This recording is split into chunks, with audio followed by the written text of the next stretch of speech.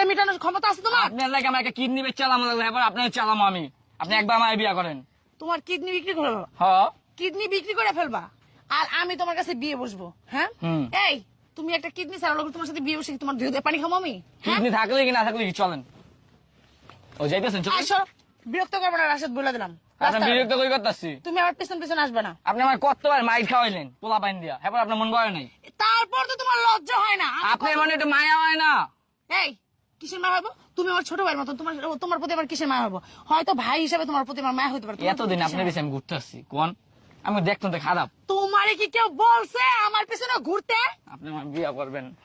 কি এই ছেলেটা কি পাগল নাকি? আল্লাহ, এই ছাড়ো, পা ছাড়ো। না, আপনি আমার বিয়ে না এই আমার পা ছাড়ো। না।